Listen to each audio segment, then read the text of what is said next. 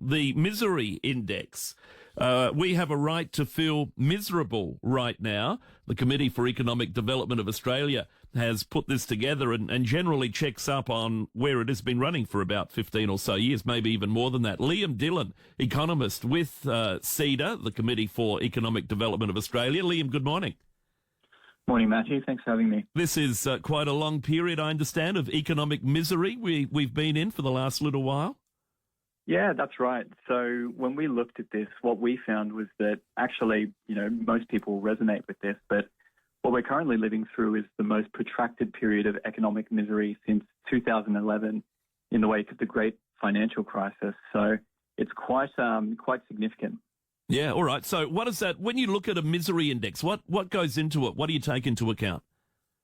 Sure. So the misery index is basically combining a few economic measures that most people know and care about. So it combines three main things. That's the rate of inflation, the unemployment rate, and interest rates. And it gives a general view of the economic misery that most people are experiencing at a given point in time. And as you can imagine, misery rises when inflation, unemployment, and interest rates are high and economic growth is a little bit slower. And that's certainly what we've seen most recently, particularly driven by inflation. I don't know that you need an index for people to say, we didn't know this. Of course we did. We know we're economically miserable at the moment.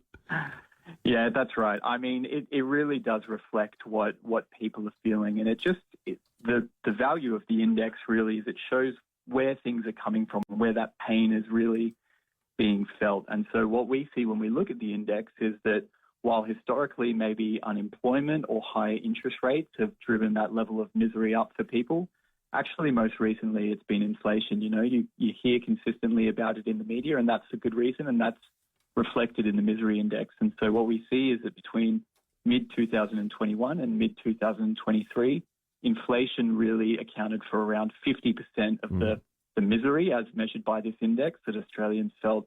And that's why it's so important that we can't be complacent in getting inflation back to that target range that the Reserve Bank is looking for. All right. Do you think if rates do come down in the next, well, it probably won't be tomorrow. I think the bank is meeting tomorrow. And despite what happened in the US, that's about been the only change, hasn't it? I think they're looking for more than that.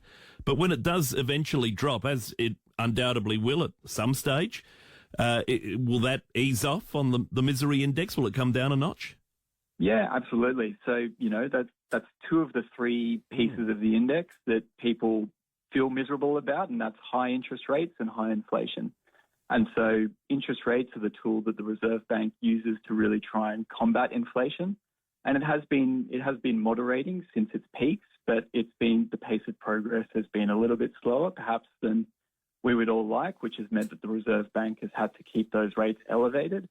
But as that really sort of stubborn and sticky last parts of inflation do start to come down, that'll give the Reserve Bank a little bit more bandwidth to reduce those interest rates. And with those two aspects coming down, hopefully we'll feel a little bit less miserable in the years ahead. Well, misery loves company, doesn't it? So it needs all three Certainly of those things to work in tandem.